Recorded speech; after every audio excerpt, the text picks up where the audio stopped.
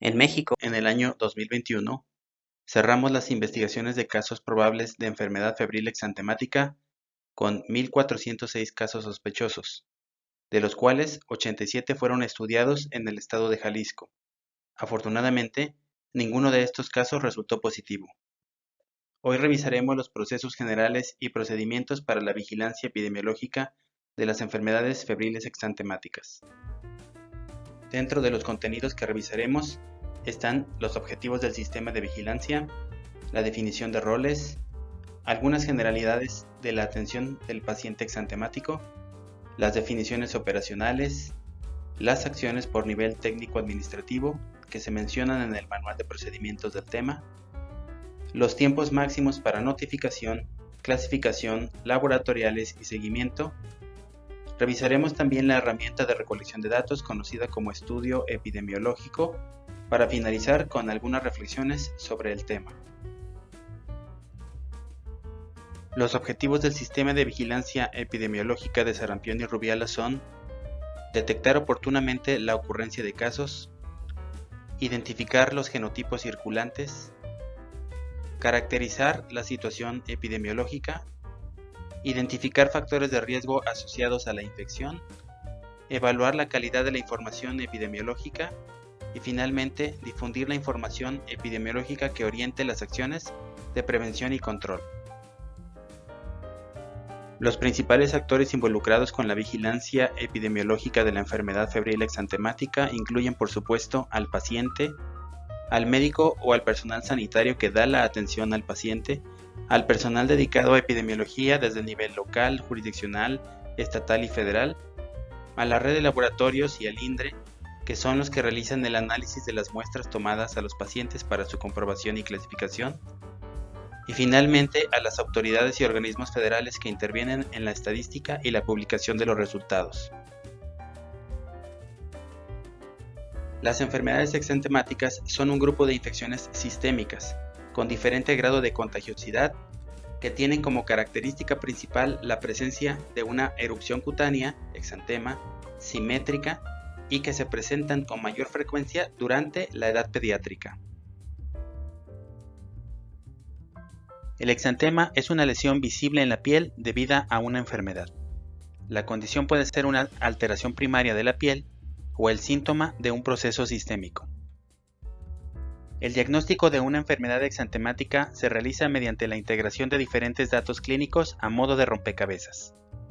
Las características del exantema son la pieza central sobre la que deben acoplarse los antecedentes, las manifestaciones clínicas, acompañantes y los hallazgos exploratorios. En la mayoría de los casos no es necesario realizar exploraciones complementarias. Al momento del abordaje clínico podemos apreciar diferentes tipos de lesiones, entre las que destacan las máculas, pápulas, vesículas, pústulas, eritema, abones, petequias o equimosis. Para valorar las características del exantema debemos de tomar en cuenta el tipo de lesión, el color, la distribución, el patrón morfológico, los antecedentes y los síntomas y signos acompañantes. El quehacer médico en el caso de un paciente que acude a una unidad de salud con exantema incluye estos tres grandes procesos: diagnóstico, tratamiento y la notificación. A su vez, el diagnóstico se divide en la impresión diagnóstica inicial, en el proceso de investigación diagnóstica y en el proceso de confirmación diagnóstica. El tratamiento será el inicial según la impresión diagnóstica al principio, de seguimiento durante la investigación diagnóstica y el definitivo según la confirmación del diagnóstico. La notificación incluye el registro en el expediente clínico del paciente, el registro en los sistemas informáticos de información en salud, dependiendo de la institución o el hospital o la unidad privada en donde se esté atendiendo a la persona, la notificación convencional a través de SUIVE y la notificación especial para los casos con sospecha de interés epidemiológico. Existen habilidades mínimas que el personal sanitario debe de tener para la vigilancia epidemiológica. Uno de ellos es pensar en la posibilidad del caso, es decir, conocer la enfermedad. Saber el comportamiento epidemiológico de la enfermedad, mundial, nacional, regional, institucional y local. Tener la habilidad clínica para identificar el caso. Saber el proceso de seguimiento clínico y paraclínico de la enfermedad. Conocer la vigilancia laboratorial de la enfermedad desde su identificación hasta su confirmación. Conocer los sistemas de información mundial, nacional, regional, institucional y local y las vías oficiales de comunicación. Si un paciente se presenta con exantema a revisión médica, el médico de primer contacto debe descartar exantemas que no son de interés epidemiológico. En estos casos, da la atención médica y el seguimiento, clasifica como otros al paciente en la sección 5 del estudio epidemiológico en diagnóstico presuntivo, justifica en su nota médica el motivo de no continuar el proceso de notificación y la toma de muestra, corrobora con epidemiología que no se requiera mayor acción de notificación y captura al paciente en expediente clínico y otros sistemas de registro en salud. Por otro lado, si detecta el exantema que sea sospechoso de enfermedad de interés epidemiológico, continuará el proceso de notificación. No olvidemos que además de la notificación se debe de atender la enfermedad del paciente. De entre las enfermedades que causan exantema y que son de interés epidemiológico y por lo tanto son notificadas a través del sistema convencional o SWIBE cada semana, existen dos que tienen además un sistema de vigilancia especial, que son la rubiola y el sarampión. Toda persona de cualquier edad que presente fiebre alta, conjuntivitis, coriza, tos y exantema maculopapular café rojizo y que además tenga las manchas de Koplik, se clasificará como probable sarampión. El exantema de sarampión aparece entre 2 y 4 días en la línea de implantación capilar y la región retroauricular. Es de extensión céfalo-caudal y afecta palmas y plantas. Tiene la tendencia a confluir, es decir, a formar acúmulos. Las máculas rojizas o de color marrón residuales que se desvanecen con descamación son otro signo patognomónico. Por otro lado, tenemos la definición operacional de la probable rubiola, que es toda persona de cualquier edad que presente un cuadro prodrómico con tos, malestar, faringitis, dolor ocular, cefalea y náuseas. Posteriormente pueden asociarse mialgias y la poliartritis, y hasta en un 50% no hay un foco de infección aparente. Además de eso, la erupción es maculopapulosa de color sonrosado, que suele iniciarse en la cara y tiene una progresión céfalo-caudal. Pero esta no confluye. Es más apagado que el del sarampión y más breve, de 1 a 3 días. La presencia del exantema coincide con la detección de linfadenopatías retroauriculares y suboccipitales.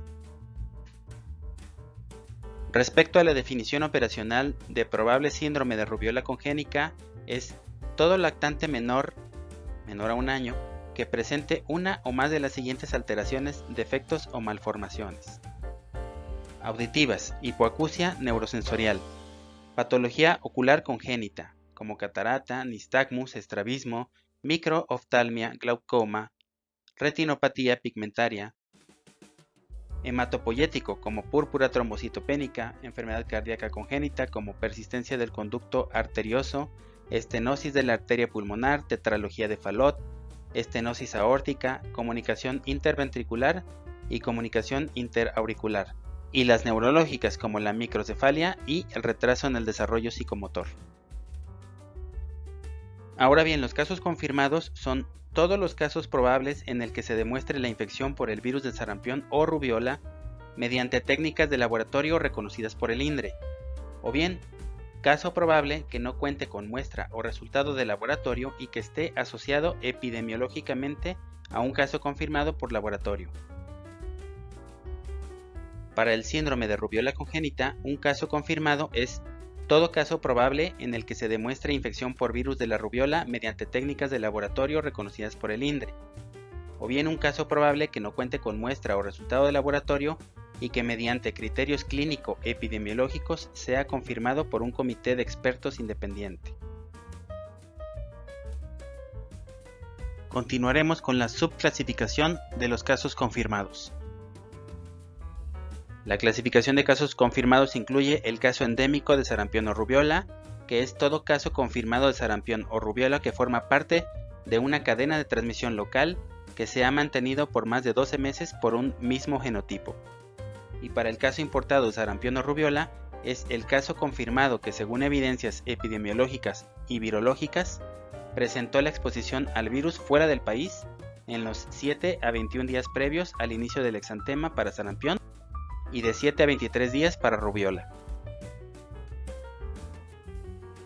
El caso importado de síndrome de rubiola congénita es el caso confirmado con evidencias epidemiológicas y virológicas de que la madre presentó exposición al virus de la rubiola fuera del país en los 23 días previos al inicio de la concepción y hasta la semana 20 de la gestación.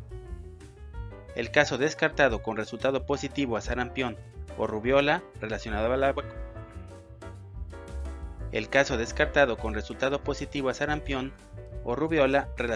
vacuna es el caso probable con antecedentes de aplicación de vacuna SRP o SR dentro de los 30 días previos a la fecha del inicio del exantema.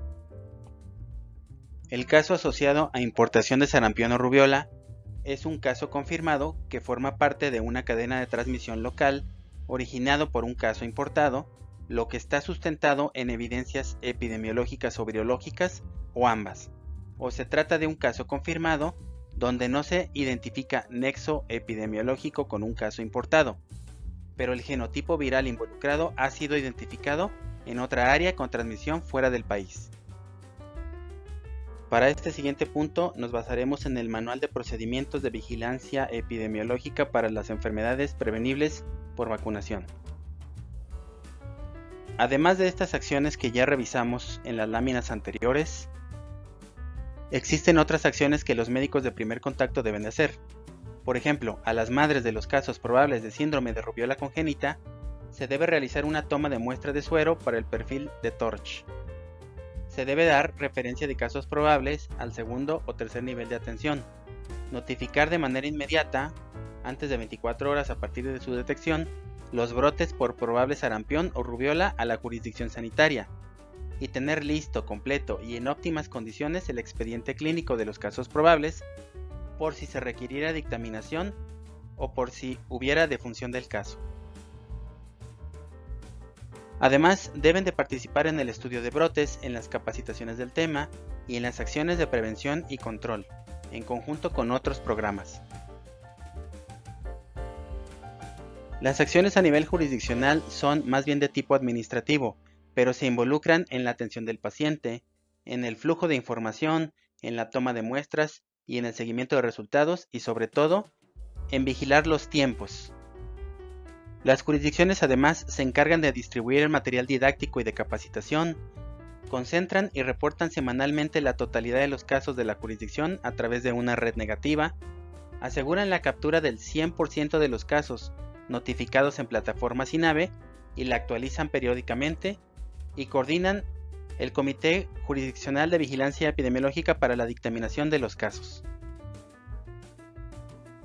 Hacen además gestión de insumos y herramientas para la vigilancia epidemiológica, coordinan junto con PASIA acciones de cerco epidemiológico, implementan una red negativa diaria hasta el alta sanitaria de la zona cercana en el caso de brotes y mantienen actualizado el panorama epidemiológico jurisdiccional. También hacen una evaluación mensual del sistema de indicadores, responden a las autoridades correspondientes sobre informes y resultados, supervisan periódicamente a las unidades de salud con la búsqueda de áreas de oportunidad y dan cumplimiento al plan de sostenibilidad de eliminación del sarampión y rubiola congénita. Otras acciones de vigilancia epidemiológica ante casos confirmados de sarampión incluyen la identificación de rutas críticas, es decir, todas las áreas visitadas en los 4 días previos y posteriores al inicio del exantema, y la identificación e investigación de todos los contactos del caso durante su periodo de transmisibilidad, con su seguimiento por los siguientes 21 días a la fecha de dicho contacto. Cualquier caso probable de sarampión, rubiola o síndrome de rubiola congénita se debe de notificar antes de las primeras 24 horas de conocido al paciente, por los canales más eficaces. Ahora bien, tenemos desde el momento en que se conoce al paciente y hasta 48 horas para elaborar el estudio epidemiológico de la enfermedad febril exantemática y también enviarlo por los canales más eficaces a la jurisdicción para continuar su proceso de notificación. En algunas unidades se podrá capturar el caso en plataforma directamente. Para el fin de semana epidemiológica, se deben de reportar todos los casos sospechosos en el informe semanal de casos nuevos, que es el anexo 1 del SWIBE. Y el sábado se hace un corte de la semana epidemiológica y se reportan los casos que ocurrieron o la inexistencia de los mismos en el sistema de red negativa semanal. Para identificar la etiología y el genotipo circulante, en el 100% de los casos sospechosos, debemos de tomar una muestra de sangre y una muestra de exudado faríngeo y enviarlas a un laboratorio autorizado de salud pública o a un laboratorio de vigilancia epidemiológica en un periodo no mayor a 3 días naturales. A partir de la fecha de inicio del exantema tenemos hasta 5 días máximo para tomar el exudado faríngeo y hasta 35 días para una muestra de sangre. Recordemos que al exudado faríngeo se le realiza una PCR, el cual puede resultar positivo o negativo. Y a la muestra de sangre se le realiza un ELISA para determinar el IgM, el cual puede ser positivo para sarampión o rubiola, lo cual nos obliga a tomar una segunda muestra 2 semanas después de esta primera toma, o bien resultar negativo. Los objetivos del formato de estudio epidemiológico de la enfermedad febril exantemática incluyen el servir de registro sociodemográfico, auxiliar en la determinación de la prevalencia de signos y síntomas de la enfermedad, para el procesamiento y seguimiento de las muestras, para un análisis de la historia natural de la enfermedad, para seguimiento de casos hasta curación, pasando por mejoría o bien el fallecimiento, y nos sirve para el análisis de indicadores de calidad en los procesos de atención a la salud. De todas las secciones del estudio epidemiológico, hay algunas que tienen mayor interés para nivel estadístico y de epidemiología a nivel nacional, como son los datos de identificación del paciente, los antecedentes epidemiológicos, el cuadro clínico, las muestras de laboratorio y la sección final de clasificación. Y hay secciones que se encargan del seguimiento y el control en el estudio, como son el estudio de contactos, la sección de seguimiento, los datos de la notificación y las acciones de control. Recapitulando un poco, las unidades médicas inician la notificación con el estudio y la toma de muestras. Las áreas validan la información y facilitan el flujo del estudio y de las muestras también, esto a través de personalidades que se dediquen a la epidemiología dentro de las áreas.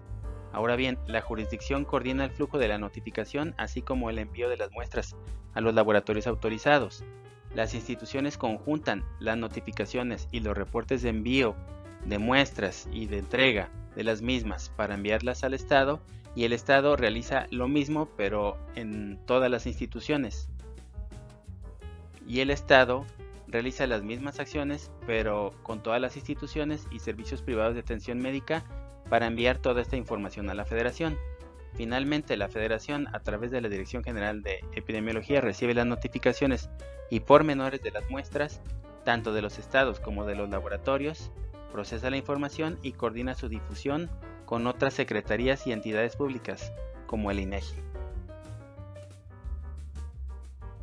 El sistema es monitorizado y validado a través de una plataforma de indicadores. Estos indicadores evalúan las acciones tanto de las jurisdicciones como del Estado y finalmente el país. Este sistema de indicadores, el cual se encuentra contenido en el Manual de Procedimientos Estandarizados para la Vigilancia Epidemiológica de las Enfermedades Prevenibles por Vacunación, nos permite valorar diferentes aspectos como podrían ser los de la temporalidad, la calidad de la información, la oportunidad en el envío de muestras, la notificación y su tiempo de realización, así como también de los resultados que reportan los laboratoriales, y por lo tanto eso repercute en la atención oportuna o no del paciente respecto a su tratamiento definitivo. Este sistema de indicadores se evalúa de manera mensual, trimestral, semestral y anual, tanto para los estados como para el país.